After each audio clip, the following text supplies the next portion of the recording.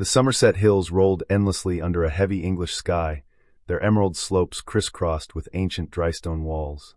Crestwood Farm sat tucked into this timeless countryside, but today it felt more like a war zone than a tranquil haven. Malak Thompson clutched the weathered wooden fence, staring at Titan, the massive Hereford bull that had become his worst nightmare. For 3 months, since his trusted farmhand, Eddie Langston, vanished without a trace, no one could get near Titan without risking life and limb. The 1,000-pound beast had charged at 2 veterinarians, scattered 3 workers, and nearly smashed through a steel-reinforced gate. "He's getting meaner every day," Malak muttered to his housekeeper, Mrs. Clara Mayfield, a no-nonsense but warm woman in her late 60s who'd been tending Crestwood since Malak's wife, Nia, passed from a sudden illness 2 winters back. Mrs. Mayfield smoothed her apron and frowned toward the bullpen. "That bull's got a devil in him, Mr. Malak. Maybe it's time to sell him before someone ends up in a hospital." Malak shook his head stubbornly. "Titan's the best breeding bull in South Somerset. His lineage is worth a fortune. There's got to be another way." That very morning, when hope seemed as far off as the Welsh border, everything shifted. A social worker's car crunched up the gravel path, and out stepped a skinny black boy, no older than 7. His name was Kofi, and he carried only a worn backpack and a grief that seemed too heavy for his small frame. The social worker, Rachel Hammond, laid out the heartbreaking story for Malak. Kofi's parents had perished in a car crash near Bristol, and he was the son of Nia's distant cousin. "With no other family willing to take him, the boy needs a home," Rachel explained. "I don't know the first thing about raising a kid," Malak protested, rubbing his calloused hand over his close-cropped, graying hair. "This is a working farm, not a nursery." Mrs. Mayfield stepped in, her motherly instincts overriding her usual restraint.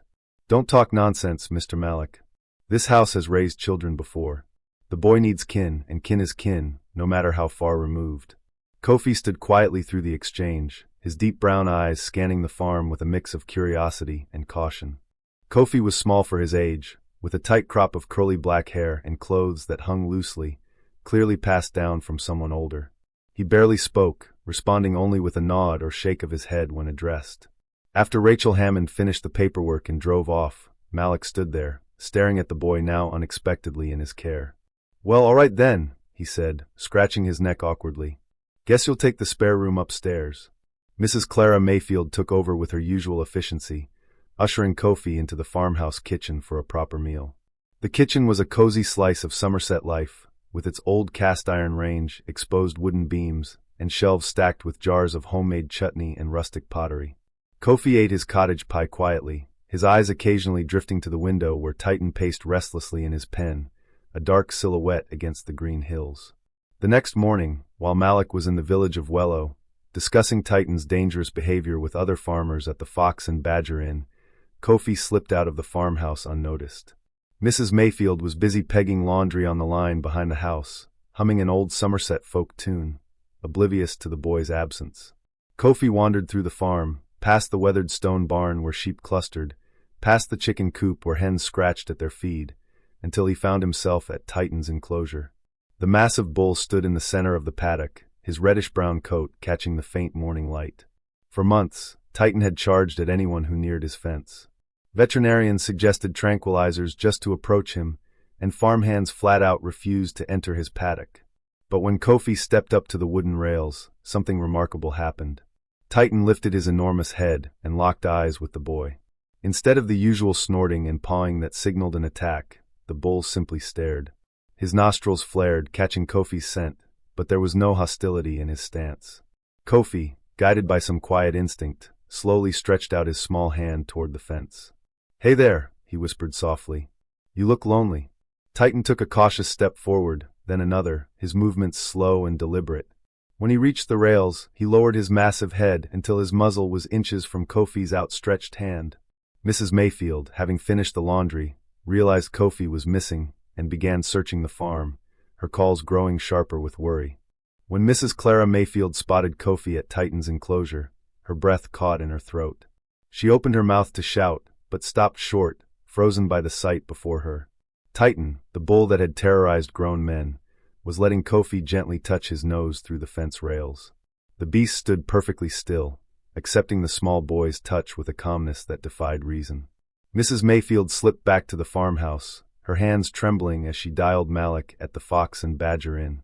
"Mr. Malik, you need to get home right now," she said, her voice quivering with a mix of awe and fear. "Is the boy hurt?" Malik asked, already grabbing his keys. "No, but you won't believe this. Kofi's with Titan, and that bull, he's acting like a tame puppy." Malik sped back from Wello, his old Land Rover rattling along the narrow lanes, dust swirling behind him as he navigated the winding paths bordered by ancient stone walls. His mind churned with disbelief. Titan, the bull that had sent 2 veterinarians to the hospital, calm around a 7-year-old orphan? It sounded impossible. When he pulled up to Crestwood Farm, he found Mrs. Mayfield standing a safe distance from Titan's paddock, her eyes wide with wonder. Kofi sat perched on the wooden fence rail, speaking softly to the massive bull, who stood directly beneath him, utterly still. "How long's he been there?" Malik whispered. "Nearly an hour," Mrs. Mayfield replied. "I've never seen anything like it in all my days. That bull's hanging on the boy's every word." Dr. Samuel Reed, the local veterinarian from Frome, arrived soon after Malik's urgent call. A pragmatic Somerset man with over 30 years of experience with livestock, Dr. Reed adjusted his glasses and stared in disbelief at Titan's relaxed demeanor. "This is beyond reason," he muttered. "That bull's been a menace to anything that moves for months. Just last week, Titan had nearly gored young Liam Foster from the neighboring farm. Yet Kofi seemed unaware of the adults watching him, speaking to the bull in soft, hushed tones. He told Titan about his dreams, about missing his parents, and about feeling scared in this unfamiliar place. "I know you miss Eddie too," Kofi said, somehow aware of the departed farmhand. "Mrs. Mayfield said he used to look after you. But maybe we can be friends now." Titan let out low, rumbling sounds, almost like he was answering. His ears flicked forward, attentive, and his massive head dipped occasionally, as if nodding along. Malik called out gently, careful not to startle either the boy or the bull. "Kofi, come away from there, lad." Slowly, Kofi turned and gave Malik a small, genuine smile, the first real one anyone had seen since he arrived. "He's not mean, Mr. Malik. He's just lonely like me." With careful steps, Kofi climbed down from the fence. Titan watched him go but made no aggressive moves, simply returning to grazing as if the calm interaction was nothing out of the ordinary. Dr. Samuel Reed examined Titan from outside the fence, stunned by the bull's serene behavior. "His breathing steady, posture relaxed, no stress signals at all," he said, shaking his head. "I've documented this animal's aggression for months. Today, he's like a different creature." That evening, over a hearty Somerset dinner of roast pork and cider-soaked dumplings, the adults discussed what they'd seen. "The boy's got a gift," Mrs. Mayfield said firmly, spooning another helping onto Kofi's plate. "My gran used to talk about a woman in Cheddar who could soothe the wildest ponies with just a whisper." Malik wasn't convinced. There's got to be a rational explanation. Maybe Titan was just off his feed or feeling under the weather. "Mr. Malik," Dr. Reed cut in, "I've had to sedate that bull 3 times this month just to get near him. Today, he let me observe him for an hour without a hint of trouble. Whatever's happening, it's real." Kofi ate quietly, listening. When Malik asked him directly how he knew to approach Titan, the boy just shrugged. "He looked sad," Kofi said simply. "Same as I felt when I got here. Sad animals just need someone to hear them out." Over the next few days, a routine took shape. Each morning after breakfast, Kofi would visit Titan, carrying a bucket of fresh water and speaking softly to the bull. Titan would lumber to the fence, almost eager, as if he'd been waiting for the boy's arrival. Word of the boy and the bull spread through the Somerset hills, drawing farmers from as far as Glastonbury to see the unbelievable sight. The story buzzed in pubs from Wello to Shepton Mallet, growing into a local legend. But not everyone was charmed. Some older farmers eyed Kofi's gift with distrust. "It ain't right," muttered Ernest Cobb, a grizzled farmer from Radstock. "Bulls need a firm hand, not some kind of sorcery." Malik found himself defending Kofi and Titan more often.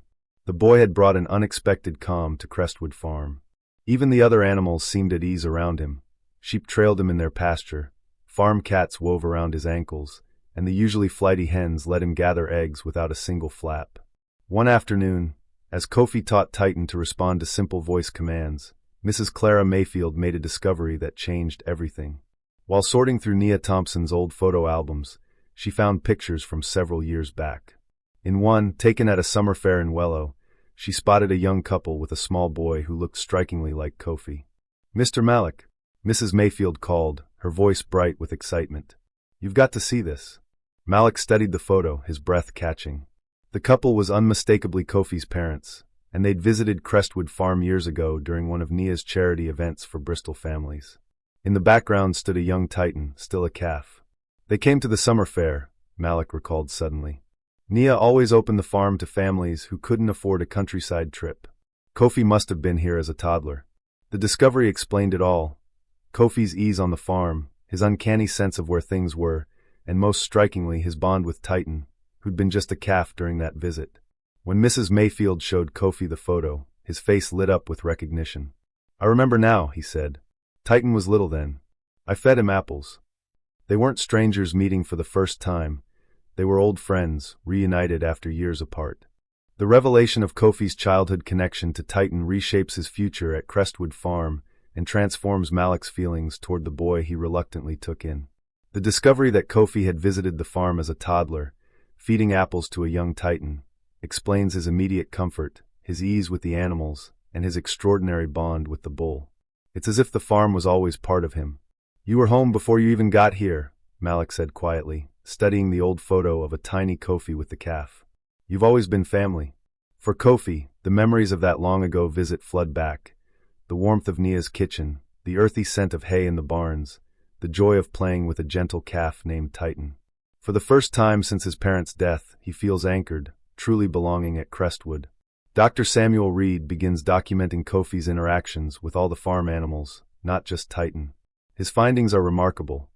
Kofi can sense when livestock are falling ill, soothe aggressive animals, and even help traumatized creatures heal from mistreatment or neglect. Word of his abilities spreads beyond the Somerset Hills. A journalist from the Somerset Gazette arrives, followed by reporters from BBC Bristol. The story of the orphaned black boy who tames a fearsome bull captures hearts across England. "I didn't sign up for this spotlight," Malik confides to Mrs. Mayfield as another news van rolls up the drive. The boy needs a home, not a stage. But with the attention comes opportunity. Farmers start bringing troubled animals to Crestwood, seeking Kofi's help. A mare, unrideable since a frightening accident, grows calm under Kofi's touch.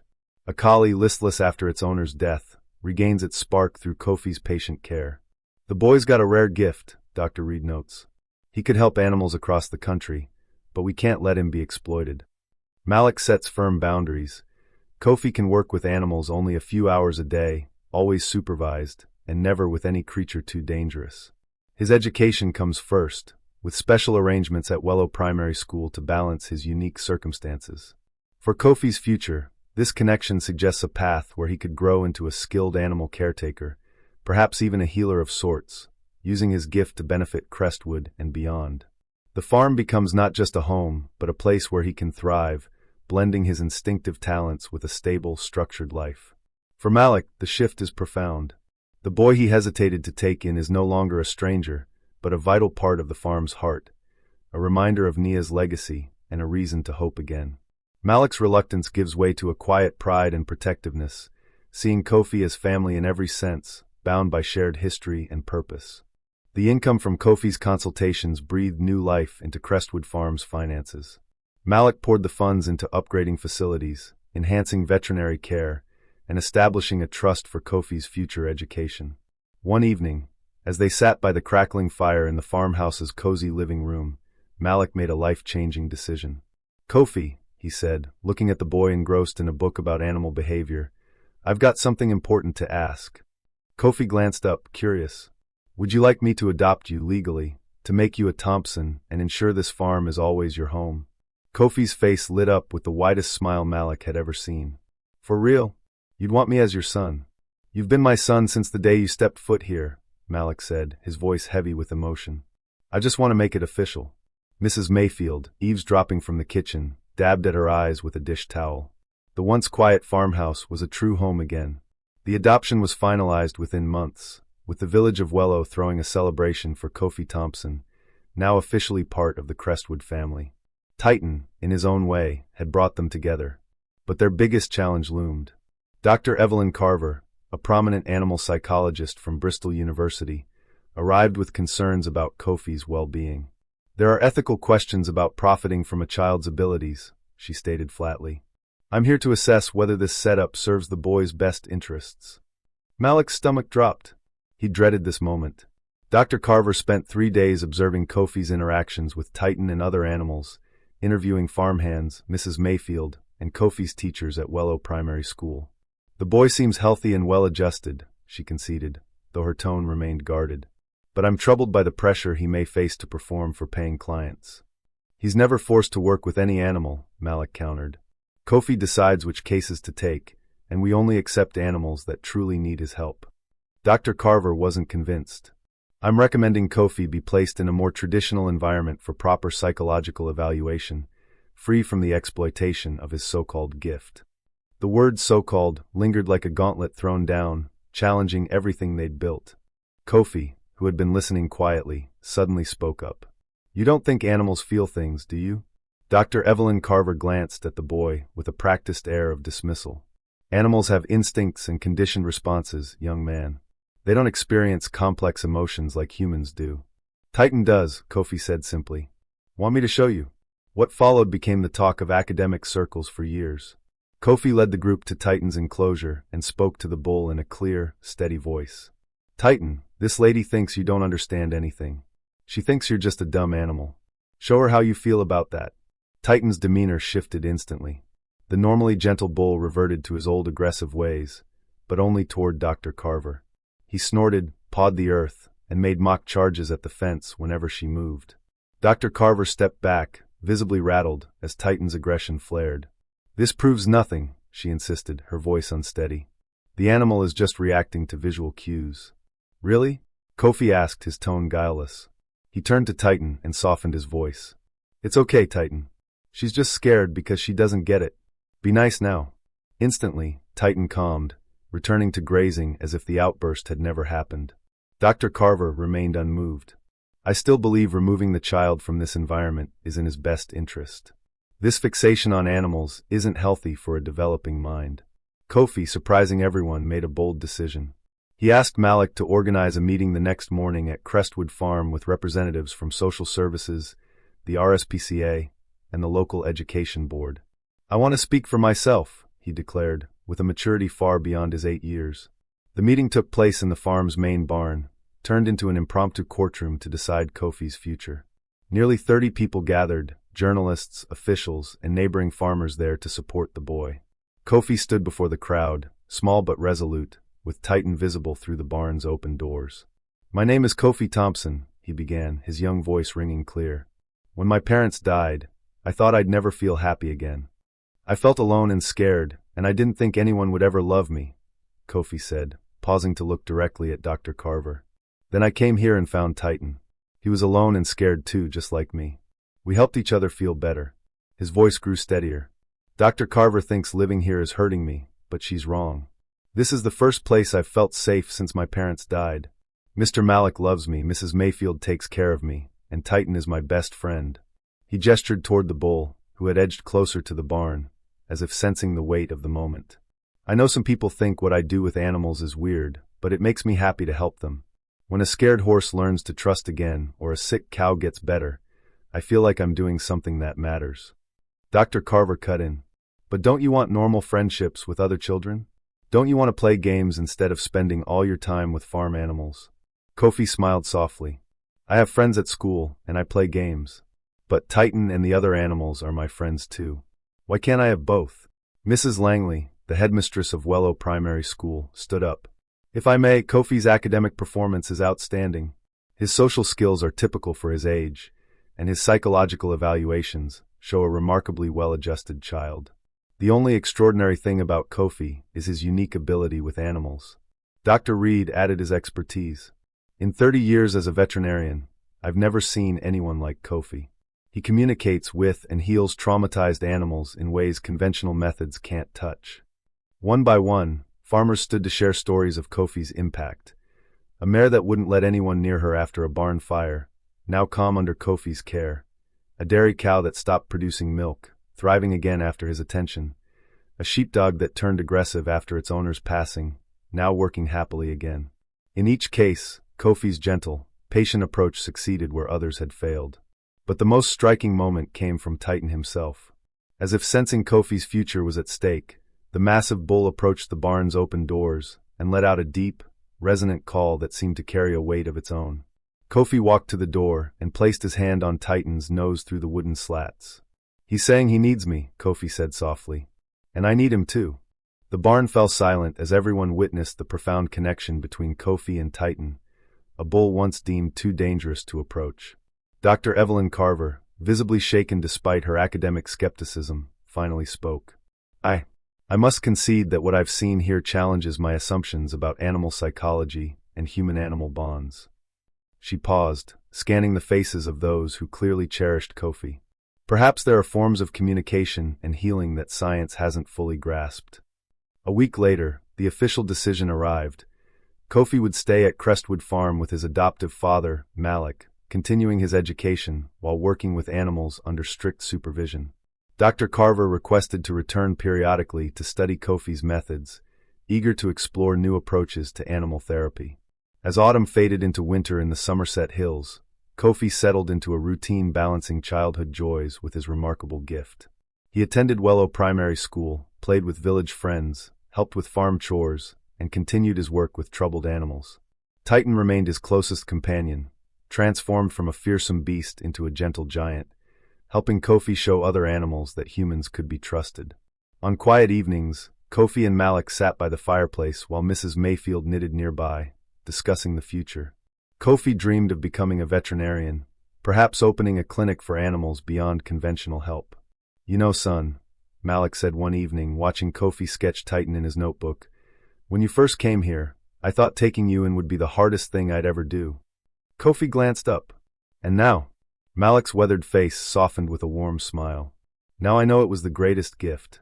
You didn't just heal Titan, you healed us all."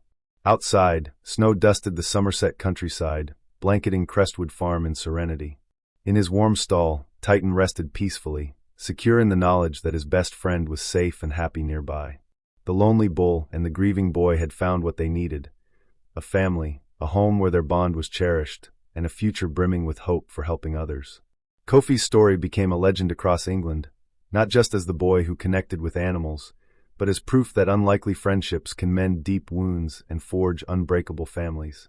Years later, visitors to Crestwood Farm would still find Kofi and Titan together, their bond enduring, showing the world that love transcends all barriers.